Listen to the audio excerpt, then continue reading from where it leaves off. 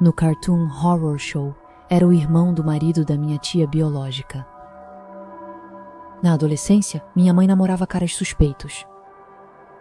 Eu não morava com ela porque era um péssimo exemplo. Minha avó me criou por grande parte da vida. Sou grata a ela por me ensinar os verdadeiros valores e a ser uma jovem respeitável. Depois fui morar com meu pai, madrasta e meio-irmãos.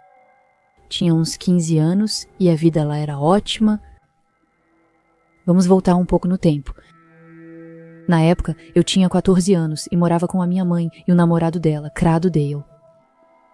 Morávamos no segundo andar de um dúplex. O namorado dela tinha um amigo que às vezes aparecia. Esse cara me deixava realmente desconfortável. Ele lembrava o cara branco dos Jerky Boys, com o mesmo corte de cabelo. E ele ficava o tempo todo me encarando. Sempre pegava ele me olhando. Minha tia morava a algumas casas dali e eu ia com frequência na casa dela.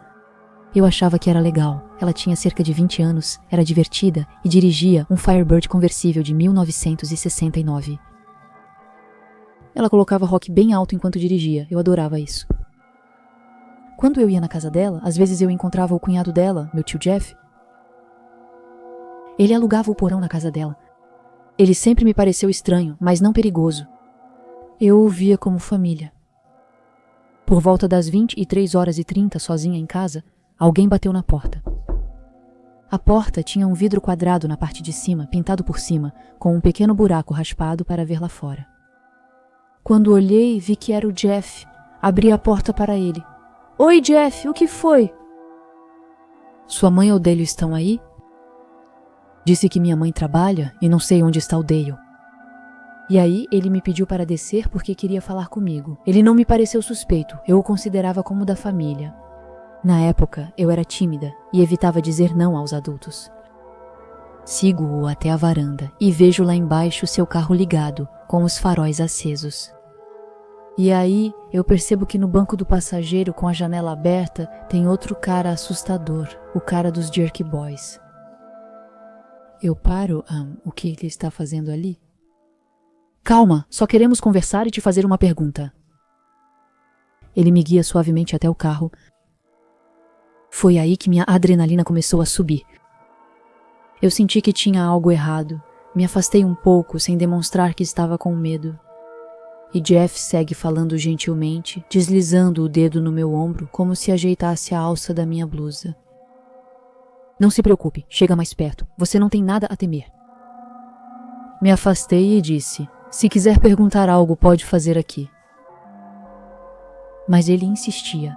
Ele queria que eu chegasse perto do carro e disse, se você estiver com muito medo, pode só ficar na frente dos faróis. E foi aí que eu entendi. Achei que, se ficasse diante dos faróis, ficaria ofuscada e não enxergaria nada. Um deles poderia facilmente me pegar. Naquele momento, percebi o perigo e decidi fingir ingenuidade, como se não entendesse. Temia que, se ele notasse que entendi, me pegasse na hora. Dou uma risada e digo, não estou de sapatos, não quero pisar em cocô de cachorro. Eu vejo que o cara do carro começa a sair. Corro em direção às escadas. Eu subo correndo e bato a porta atrás de mim, trancando com a chave. Eu estava tremendo dos pés à cabeça. 1 minuto depois, Jerky Boy bate na porta, olha pelo olho mágico improvisado e diz, eu preciso falar com Dale. Eu respondo que Dale não está aqui. Ele para de bater, mas eu não ouço os passos dele na escada. Meio minuto depois, Jeff bate. Ele fala comigo através da porta. Preciso falar com o Dale. Ele tenta abrir, mas está trancado. Eu repito pela 3ª vez que o Dale não está aqui. Ah, desculpa se assustamos você, querida. A gente só queria conversar. Eu realmente fiquei com medo de eles tentarem arrombar a porta. Pensei em sair pelos fundos. Fui até a porta dos fundos, mas felizmente olhei pela janela antes. Vi a silhueta do cara assustador. Ele estava bem ali, no pé da escada dos fundos. Então é essa a situação. Jeff tenta me convencer na frente, enquanto o amigo dele espera atrás para me surpreender. Você deve se perguntar por que não chamei a polícia. Sei que foi estúpido, mas eu era jovem e ingênua. E Jeff era meu tio, afinal de contas. Eu até começava a duvidar de mim mesma, porque ele continuava dizendo coisas do tipo: "Você está imaginando coisas, não é nada." Voltei para a porta da frente, Jeff ainda estava lá. Ele dizia que se sentia mal por ter me assustado. Então eu respirei fundo, mudei o tom e disse: "Não, tudo bem. Quem tem que pedir desculpas sou eu." Fiquei um pouco assustada, só isso. Fingi acreditar para que ele fosse embora. E funcionou. Quando vi que eles tinham ido embora, corri para a casa de uma amiga. Não contei nada a ela, só disse que tinha medo de ficar sozinha e queria ficar lá até minha mãe voltar. Contei tudo para minha mãe, mas nada mudou. 3 meses depois, me mudei para a casa do meu pai, a 70 quilômetros dali, e nunca mais vi aqueles homens. Quando eu estava na escola primária, meus pais tinham horários de trabalho muito puxados. Eles só chegavam em casa muito tarde à noite. Por isso, eu participava do programa extracurricular na cafeteria da escola. Não por necessidade, mas para facilitar o horário dos meus pais.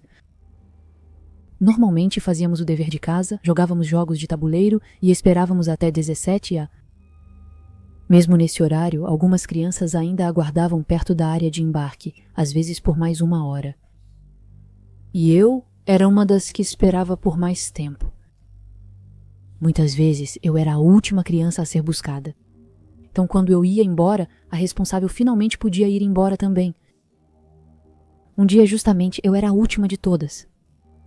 A responsável disse que precisava ir ao banheiro e pediu para eu não sair, pois voltaria logo. Eu estava sentada encostada na parede, mochila no colo, quando um carro parou em frente à escola. O passageiro baixou o vidro. Um homem barbudo, de camisa xadrez e óculos escuros, me olhou e disse: "Venha, seu pai não pôde vir, eu sou seu tio." Eu fiquei paralisada, segurando minha mochila sem dizer uma palavra. Eu não o reconhecia. Ele não me dizia nada e eu estava em pânico, mas... E se fosse mesmo meu tio? Aconteceu algo com meu pai? Eu não sabia o que fazer, estava paralisada, completamente perdida. O homem pareceu perder a paciência. Com uma voz mais seca, ele disse: "Entra no carro agora. Seu pai sofreu um acidente. Temos que ir vê-lo. Vamos, anda logo." Fiquei sentada sem me mexer. Todo o meu corpo gritava para eu não ir. E foi aí que o capuz voltou. Quando ele surgiu, o carro acelerou e sumiu. O capuz não conseguiu anotar a placa. Mas ele contou tudo aos meus pais quando vieram me buscar. Desde então, a escola aumentou a segurança, colocando mais acompanhantes na saída, o que foi positivo. Mas eu penso muito nesse momento. Me pergunto o que teria acontecido se eu tivesse acreditado nele e entrado naquele carro. Esse cara já nos observava há tempos, porque ele esperou o monitor ir embora para aparecer exatamente naquele momento. E isso poderia muito bem ter acontecido com um aluno mais novo do que eu. Alguém que não saberia diferenciar, que não estaria preparado para esse tipo de perigo. Infelizmente, nem todos desconfiam de desconhecidos. Fiquem atentos. Mesmo no próprio bairro. Quando eu tinha 15 anos, meu tio-avô morreu subitamente de um ataque cardíaco. Meu pai e eu tivemos que esvaziar a casa dele, porque ninguém mais na família podia cuidar disso. Ele era adorado por todos, um dos mais gentis que conheci. Meu pai estava arrasado com o desaparecimento dele, mas o trabalho precisava ser feito. A casa dele era muito limpa e arrumada, então achamos que levaríamos 1 dia ou 2, no máximo. Lembro que, quando crianças, brincávamos muito na casa dele. Enquanto meus pais trabalhavam, ele nos deixava brincar por toda a casa, exceto no sótão. Ele sempre repetia que subir e descer a escada do sótão era perigoso. Nunca fizemos isso e nunca pensei muito sobre isso. Mesmo que ele subisse lá de vez em quando, ele ficava lá em cima por uns 30 minutos e depois descia sem nunca pegar nada, nem trazer nada de volta. Enquanto a gente limpava a casa, eu pensei que finalmente ia subir naquele sótão, só por curiosidade. Lá em cima estava totalmente vazio, exceto por 2 caixas empoeiradas guardadas em um canto. Não encontrei a concha dela, então peguei as caixas e desci para a sala. Elas eram muito leves. Então, eu esperava encontrar alguns papéis ou documentos, mas em vez disso, descobri centenas de fotos. Centenas e centenas. As fotos mostravam 3 mulheres diferentes. E dava para ver, só pelo ângulo das fotos, que elas não sabiam que estavam sendo fotografadas. Havia fotos, de dia e de noite, em vários lugares diferentes. Algumas as mostravam nuas, outras em cenas comuns, cozinhando ou fazendo faxina. Meu coração começou a bater cada vez mais forte. Olhando mais de perto, reconheci uma das mulheres. Era a esposa dele, aquela que tinha morrido alguns anos antes. Revirei fotos e notei nomes escritos no verso. Não queria alarmar minha família sem saber ao certo o que via. Por curiosidade, procurei os outros 2 nomes no Facebook. Fiquei aliviada ao saber que estavam vivas e saudáveis. Depois, mostrei as caixas ao meu pai. Eles ficaram tão chocados quanto eu. Ele as pegou e eu nunca mais as vi. Nunca mais falamos sobre isso. Mas até hoje, eu me pergunto por que ele tinha todas aquelas fotos, e principalmente se foi ele quem tirou ou se foi outra pessoa. Eu gostava muito do meu tio-avô. Nunca imaginei ele como outra coisa, além de um homem muito respeitável. Mas agora, eu já não sei mais o que pensar. Talvez não seja a história mais assustadora, mas posso garantir que deixou meu pai e eu morrendo de medo. Uma manhã, quando eu estava no ensino fundamental, provavelmente na 2ª ou 3ª série, minha mãe me acordou em pânico. Ela esqueceu o despertador e, como sempre me acordava, acabei dormindo demais também. Já era tarde para pegar o ônibus escolar. As aulas eram às 8 horas e o ônibus passava às 7 horas, mas ali eram 6h40, eu ainda estava de pijama e nem tinha tomado café da manhã. Então, minha mãe decidiu que naquele dia ela mesma ia me levar para a escola. Assim teria tempo de me preparar tranquilo. Estou sentada na sala de jantar tomando café da manhã de pijama. São cerca de 6h50 quando ouvimos o ônibus chegar, 10 minutos mais cedo do que o normal. Minha mãe coloca a cabeça para fora da porta, na neblina da manhã, e faz um sinal para o motorista seguir com a rota dele. Ela fecha a porta, senta-se novamente, mas o ônibus não parte.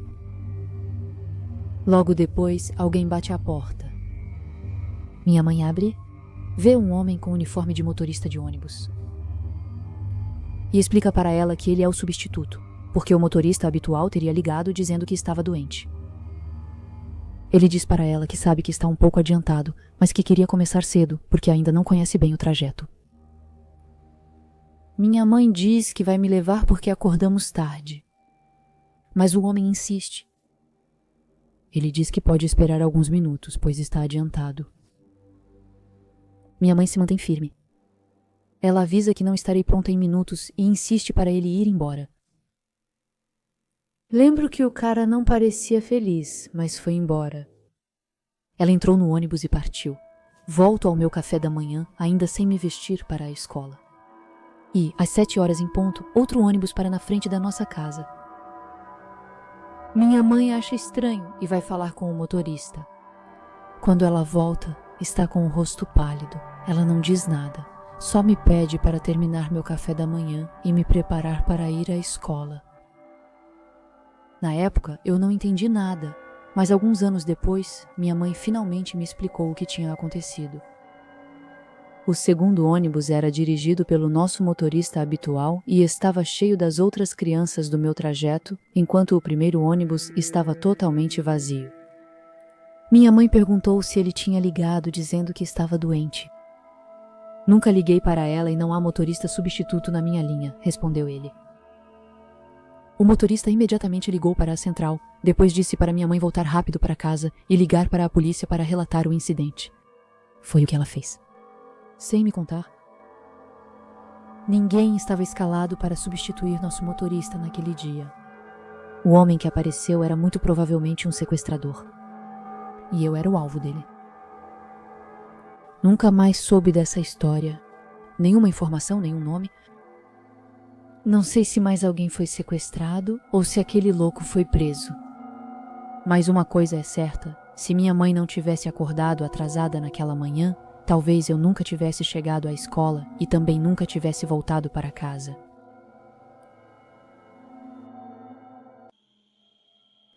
Isso aconteceu nos anos 90, quando eu era criança.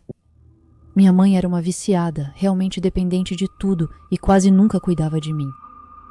Eu tinha 6 ou 7 anos e por isso ainda não entendia tudo. Uma noite, estávamos de carro. Eu não sabia o destino e já era muito tarde. Tenho certeza de que era bem tarde, pois quase não havia carros na estrada. E eu estava deitada no banco de trás, meio adormecida, nem me lembro de ter entrado no carro. Minha mãe parou em frente a uma casa suspeita e me deixou sozinha no banco de trás do carro, por aquilo que me pareceu uma eternidade. Então, a porta foi aberta violentamente e alguém agarrou meu braço para me tirar dali. Me puxaram com tanta força que eu gritei e comecei a chorar. Ele olhou direto nos meus olhos e disse: "Cala a boca. Tenta fugir e eu te mato." Ele tinha uma barba suja e um olhar completamente insano. Fiquei apavorada e silenciosa.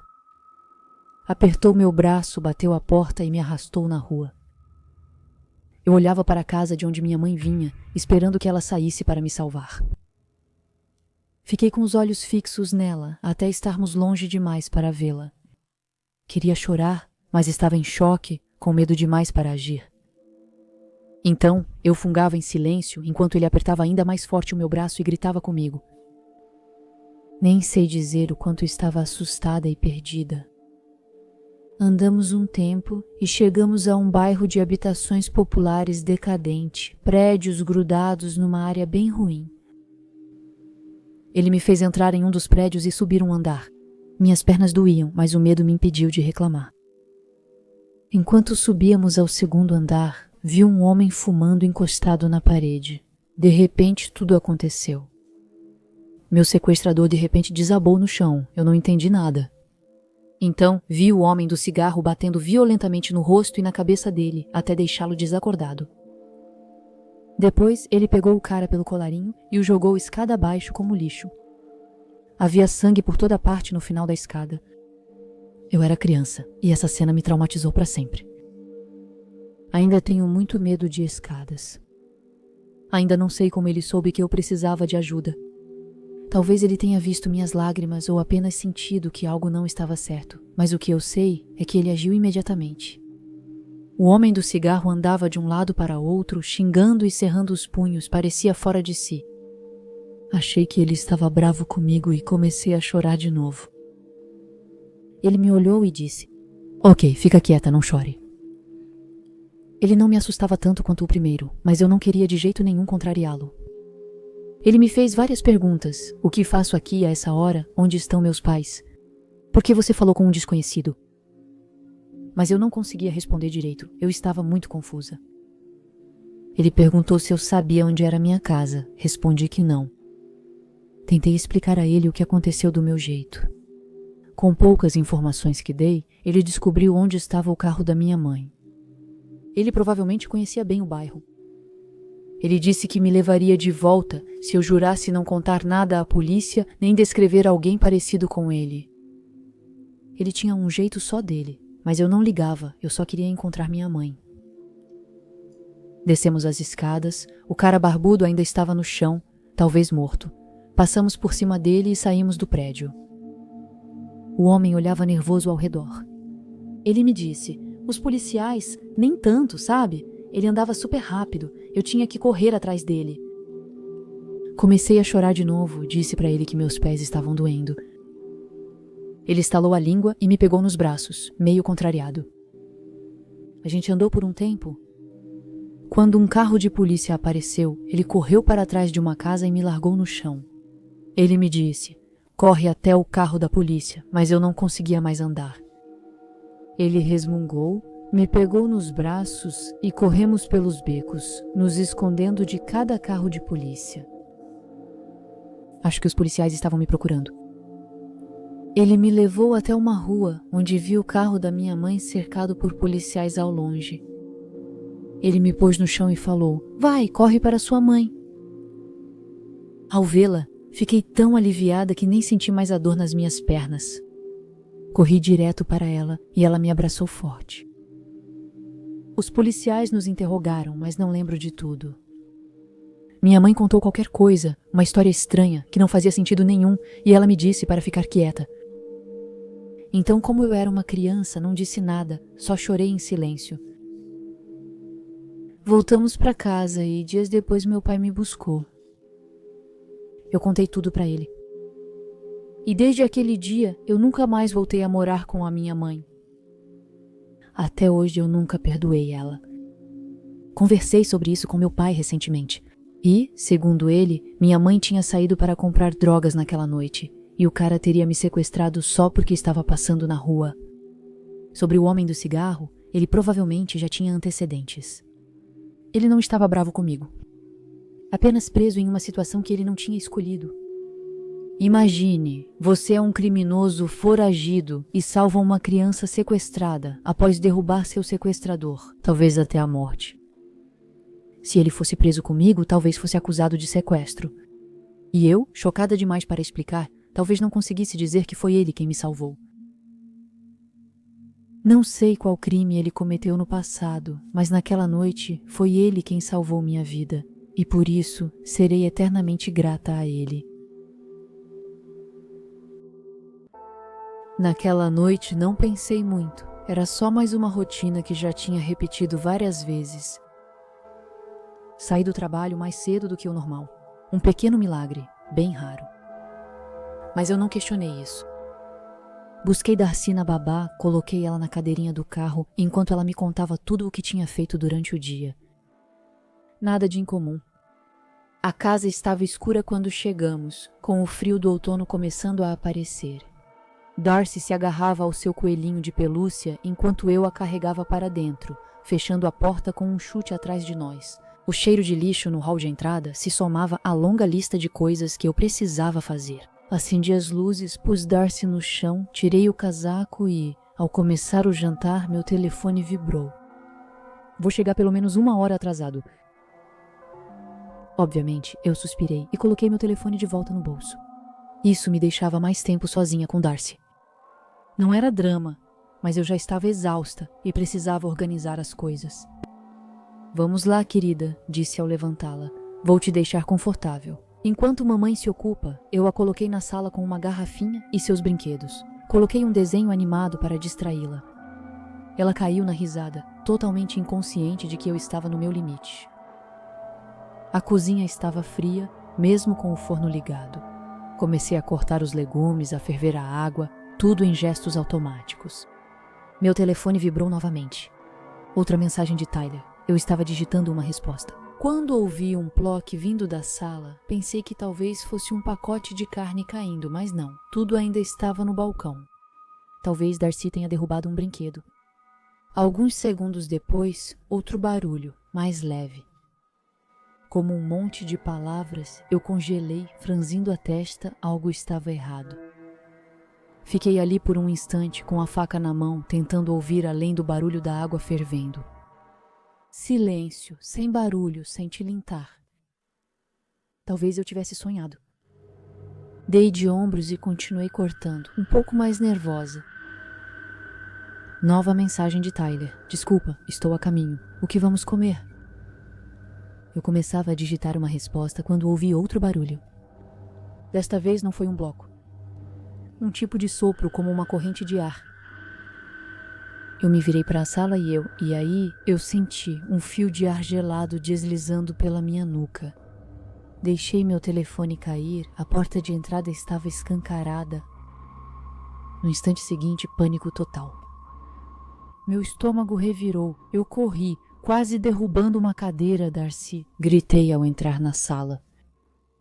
Vazia. Sua garrafinha estava caída, leite escorria pelo carpete. Seu coelhinho estava jogado perto do sofá e a porta aberta, escancarada, engolia a noite escura.